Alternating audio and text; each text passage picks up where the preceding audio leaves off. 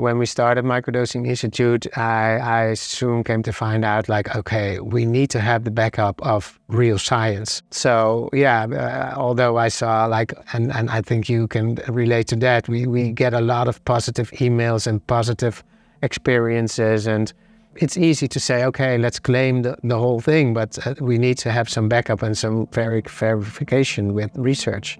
At the same time, people are not stopping and waiting for research to claim. So people are doing it. Yeah. So that is why I think citizen science and gathering information, and as Jim Fadiman always says, that we are doing the search, and if there's something interesting, then the researchers can do the research.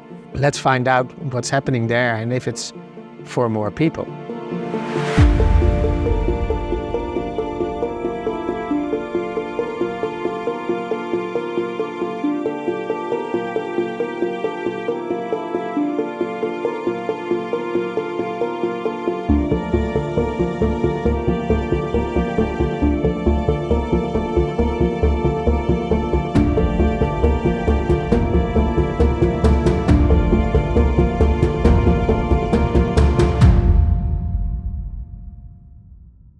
Hi everyone, welcome to Psychedelic Conversations.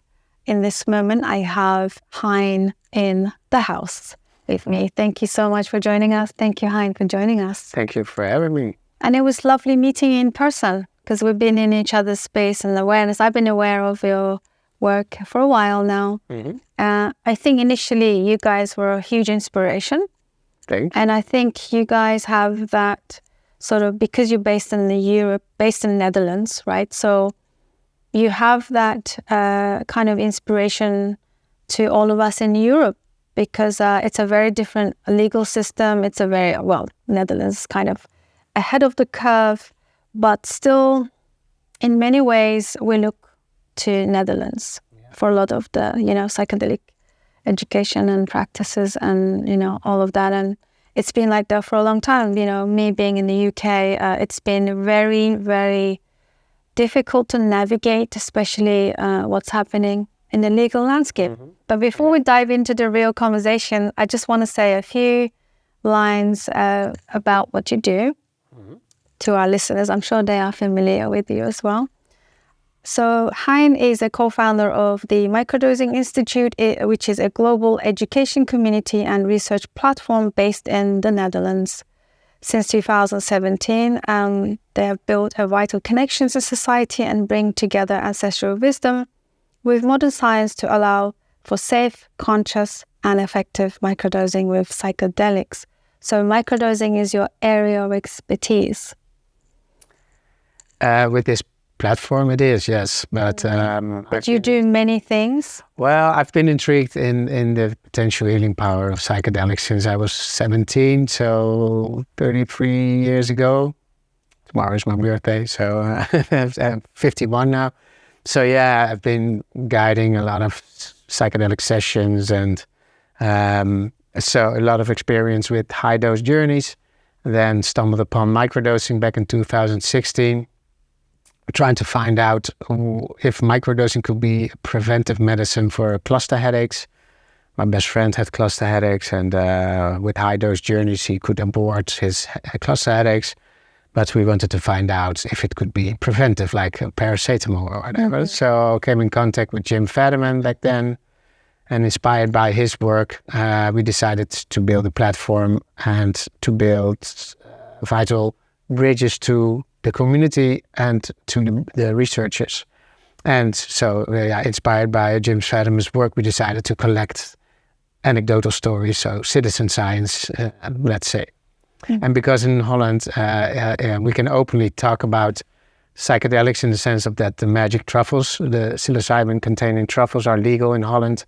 So yeah, we can openly discuss our experiences with microdosing. So that really helped also to, share, that people share their stories. And now we're doing a lot of international projects and mostly online, especially after COVID. But before that, we did like live meetups, and that's why I'm so happy to see you in live person, because on Zoom and online and Instagram, and it's not really for me. So that's why I like this conference. That's why I like to coming together to find like-minded people. Yeah, absolutely. So if you don't mind sharing a bit of the personal experience, was it just because, first of all, Netherlands, the fact that it's legal in terms of truffles and the magic mushrooms, cannabis, right? Cannabis is also... Yes, sort of decriminalized. Sure. We have sort of a strange law that coffee shops can sell it, but they can't buy it, or they can't buy it. So that is sort of the on the black market, but they can sell it. With psychedelics, the truffles are legal. Magic mushrooms are illegal, but you can buy grow kits, for instance, and grow them yourself, and for your personal own use, it's legal. It's illegal to process truffles, for instance. So drying, capsuling is not legal. You see now in the States and in Canada, you see gummies and edibles and chocolates, and that is not legal. So you can only use the unprocessed truffle, fresh. Yeah. Thank you for clarifying that, because I think a lot of people have that misconception that Netherlands is quite free in that sense. So there are still very interesting steps to navigate the space. I understand. So growing up in the Netherlands and being exposed from a young age, would you say that you did you just got involved because it's there?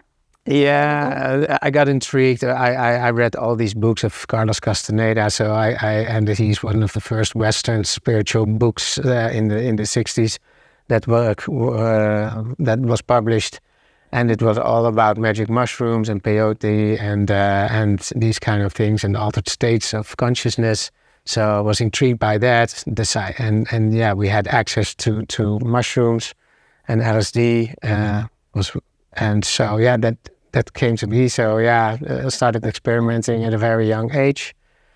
Had some really profound universal insight that really helped me to be a very positive and happy person in my life. Like my first insight I had when I was 17 was, don't take myself too seriously and don't take the story I tell myself too seriously.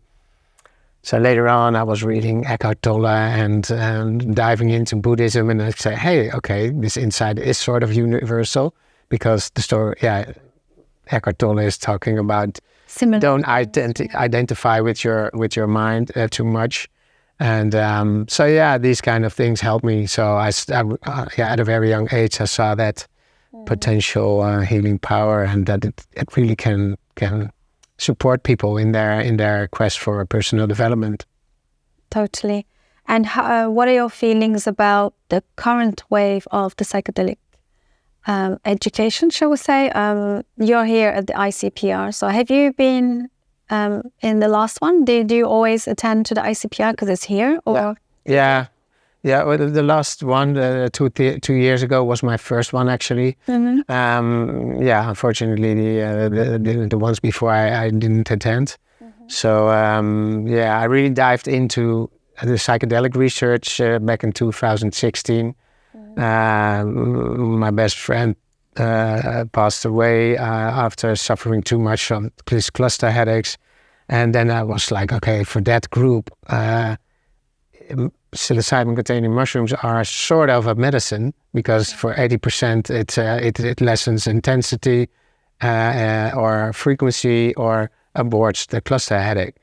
So then it was diving in, and then later on I came to find out Hope Foundation and all these psychedelic conferences. Yeah. So do you believe the research is really vital? The science and the trials and the studies are really important at this current time?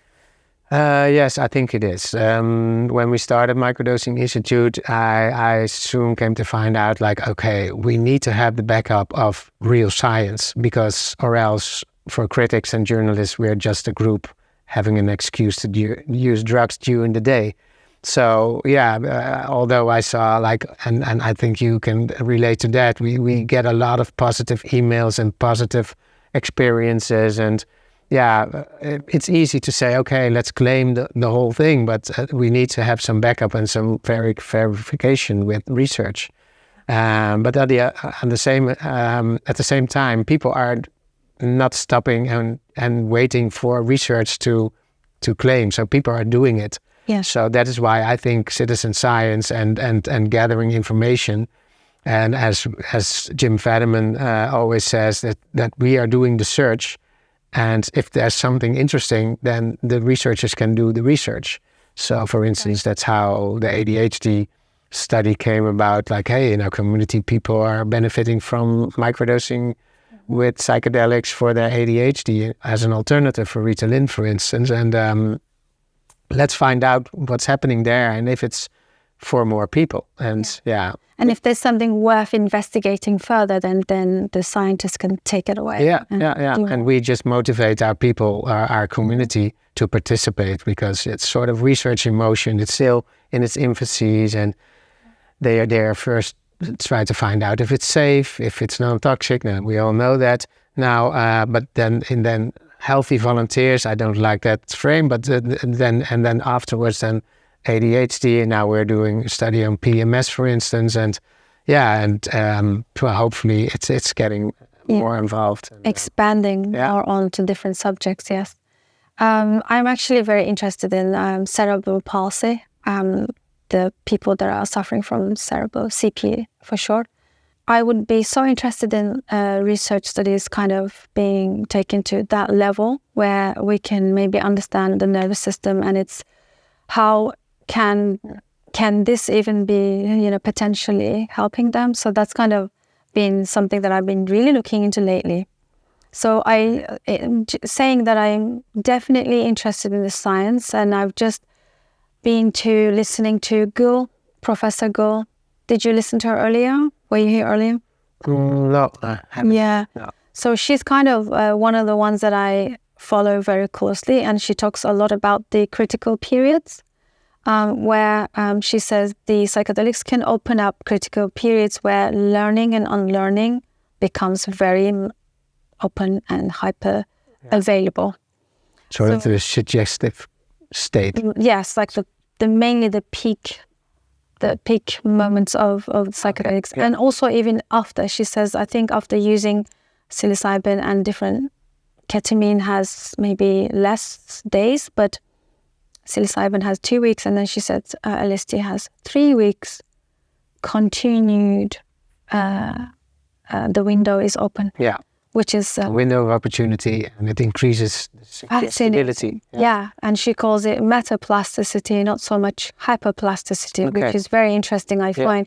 And I think she means that metaplasticity is a very unique window where you can actually unlearn, relearn, unlearn, relearn. I think it's a regenerative process.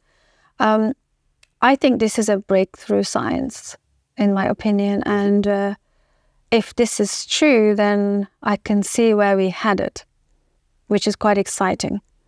And given that, we have a history of stigma and negativity, I heard a quote not long ago saying science kills stigma. I think this is what's happening, right? I felt like this conference, ICPR 24, really kind of led that space with this intention to really, because all the lectures that I've attended, mainly just presentation of very solid science, which is fascinating. Yeah. And then we have also folks, many people also are very against the science of it. They don't want this to be medicalized. They don't want this to be clinical only. What are your thoughts on that? Yeah, I think coming from the Europe perspective. For me, these plant medicine and earth medicine, because fungi is not a plant, they have their own agenda. So I can think whatever I want, but they are spreading, and it's happening, and I think we need to be concerned and be careful how to incorporate it. And one of my missions was always to end the stigma, and that's why microdosing is such a great tool. That was sort of my hidden agenda. It was like, okay, microdosing, nobody's afraid about on that. It's people talk about it, people observe it. You don't get a bad trip. All the Indian stories that has been around in the collective of people. So my mission is always to reintegrate these compounds into society, and I'm not against science, because still we need that, and medicalizing it, you see that is a sort of a breakthrough, because they're walking on a dead path with a lot of therapies and things, and for these people it's needed. So I think it's important that it will that you're doing it carefully and really think about how to present, or how to I'm not sure how to say it in English, but just have the ethical so I'm not against medicalizing it, but this people there who are against it, I think, are so afraid that what is now the underground therapy and people who do ceremonies, that will be sort of forbidden, that will never stop. Like mushrooms don't know they are illegal, and they just keep on growing forever. So there will always be the opportunity to for people that fall out of the diagnosis of doing all these therapies are also wanted to gain from it. You don't have to be ill to feel better, and psychedelics can really help you in your personal development. And it's not just about the illness and the recovering or healing or totally. I guess it's an open space that we could develop. It feels like clean slate. You have that open channel where you can, with intention, take it anywhere, and it could be that. It could develop into anything you want. You want to bring into the creative space, you can. Healing space, you can. Self-development, all of it. I think you're right about why people might be a little bit resentful, because they're afraid it's going to become of this capitalism, part of the capitalism, and go into a different direction. I believe so. So tell us about your documentary. Also, congratulations! You have. Is it launched already? Yeah. It's out there. Where can we see it, and where can our listeners find it and watch it? It's on our homepage, actually, presented there. My beautiful, nice friends Henria and Katarina from Extensia Films, they shot the documentary. They wanted to film a truffle retreat. So we facilitated that, and most important message what I wanted to bring is that from the beginning I saw that microdosing could be playing a role in the integration part of these high dose journeys or treatments or these sessions, or as a preparation thing. But for me it's really a good integration tool that really helped me to integrate these universal insights that I sometimes had from high dose journeys, but came to find out that I didn't really integrate and implemented it into my daily routine. And microdosing really works as a sort of a reminder and having connection and a relationship to this earth medicine, but also to the insights that you gain from high dose journeys. So I wanted to make a documentary about that. That I really think it's important at this point. I think so. So you believe that the microdosing can be an amazing integration tool between the high doses? Or as preparation, if people feel anxious about taking a high dose, but they want it. But it's really getting familiar and trust the earth medicine. It has something to tell you. You feel and acknowledge that it has a spirit and it has an intelligence. And I guess people also have this, they carry the stigma from the past, right? So they kind of bring this with them, would you say? And they're kind of a little bit afraid or not sure. And I think a little bit afraid is okay. It's good, because then we don't make the same mistakes as in the 60s, because then you were at a festival and someone dropped 400 micrograms on the sugarcane, and then you think, oh, what is this? Like now people are... I think microdosing is really a safe way to feel the strength and the potential healing power of it in a very safe way. And then it's good that people are a little bit hesitant and really do their research before you start to go into this space and explore how it can work with you. Yeah, definitely. I think it's healthy to to come in this way. Sure. What are your thoughts about the, in general?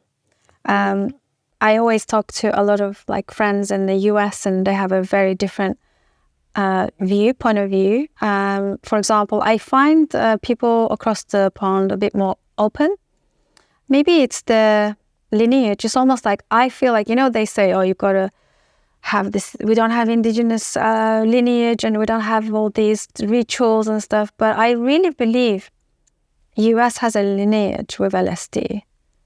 It's already there, and it's almost like it's in their bones and the minerals, where they're open to talk about psychedelics, despite the stigma, despite the historical war on drugs. I feel like they carry something very different than those of us in Europe and the rest of the world. I feel like in Europe, I meet a lot of people more, maybe not so open, or maybe skeptical. Maybe they have a very different view on psychedelics. Do you see that? I think it depends on who you're speaking to. Like, I live in the bubble where a lot of people are familiar with LSD and the use of it, and not so skeptic about it. But yeah, that's the bubble, and I think you're also relating to people who are involved in psychedelics. And of course, in the US, it's a much bigger group than in Europe. It's more condensed and concentrated.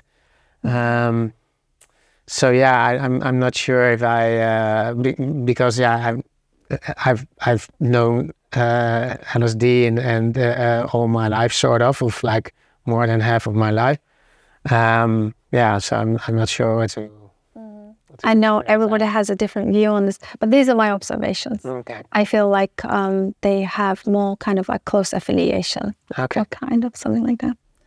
Hein, please tell us where our listeners can find you. I'm so glad you're here now, because they can kind of have that first contact with you. Hoping to have you back in the future for a follow-up conversation. Would be nice. We do online conversations. I think we can ramble on for hours. I know. There's so many things. Actually, I have specific questions, but I know we're kind of tight with timing. Mm-hmm. But for now, where can our listeners find you, and where you guys are headed? What's the mission? Like, any new projects? Any new project, we try to end the existing projects, because like, maybe you also know, if people are resonating on the same frequency, you get ideas and you meet like-minded people, and before you know it, you engaged in our sorts of projects. So we try to finalize the first one first. But where people can find us is on our website, microdosinginstitute.com. We also have a partner shop where you can buy illegal microdosing products, microdose.nl. It's only within the EU where they ship. We have a YouTube channel with podcast also. It's called Microdosing Institute. An Instagram page. Although Instagram is not the best way to connect with people who are interested in psychedelics, because you get shadow banned or banned really quickly if you use certain words. But that's a different one. So and if you want to check out our documentary, it's on the homepage of our website. So it's. Thank you so much. What would you like to leave our listeners? What's the end notes that you would like to say? So it's a question, and when I got confronted by it, I don't know what to say. So especially those that are coming into the space new. What would you say to them? Yeah, well, if you are interested in psychedelics, don't let yourself convincing by someone else, I think, and don't convince people to try it. It has to cross your path by yourself, and do your research. Also with microdosing, don't just buy some random Instagram advertising microdosing thing and go by and try it, but really do your research. And on our website, there's from A to Z how you can get started and how you can get the most out of your microdosing journey. And mostly is that your expectations need to be on a realistic viewpoint, because on our website we also want to give a realistic viewpoint on what microdosing is. And I think when you do that, you can get the most out of the journey. And yeah. Sounds good. This is very valuable advice. Thank you so much. Always do your research. Don't be kind of pushed into it, or there's lots of people out there, right, that just want their entire family to do psychedelics. Yeah. That's what you're talking about. Yeah, that is one of the sort of side effects of people who use high dose journey or psychedelics, that they want to share it with the whole world and that everybody has to do it. But that's also a pitfall a little bit, because if I persuade you to do it, then I'm also sort of responsible for that. And so it's always good to have the locus of control by yourself, and that you are responsible for what you do. We also don't treat people with microdosing. We have coaching programs and one-on-one coaching, and we guide people on their microdosing journey that they are doing on their own responsibility. Yes. This is also great, valuable advice, because people maybe think that it's like supplements, you take it and you're fixed. Yeah. That's something we need to move away from as well. Yeah. Yeah, and that is also like, and now in 2021, it started a little bit 2020, that these companies said, hey, this is good marketing, and we are sometimes a little bit concerned, because if you promise the whole world and say, hey, are you depressed? This will help you be less depressed or whatever, then you are misleading very vulnerable people that are in a very suggestive state. And I think it's good to have, to do your research on that, not believe everything people say. Totally. Yeah. That's an amazing way to end this conversation. Thank you so much, Hein. Thank you guys, like you're doing a great inspiration. Yeah, likewise. We've been following you also for quite some time, so it's always great to meet like-minded people, so thank you too. Appreciate, thank you. Thank you everybody for joining us. Hope you guys enjoyed this conversation. Please do get in touch. Drop a comment as always, don't be shy, and you can get in touch with Hein. Microdosinginstitute.com is the place to be, and they have amazing resources, educational pieces that you can look up. And I'll see you guys on the next one. Thank you. Bye for now.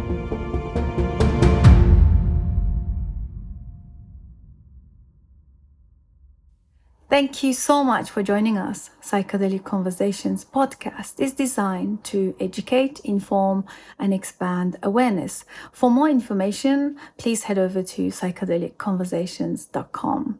You can also share with your friends or leave a review so that we can reach more people.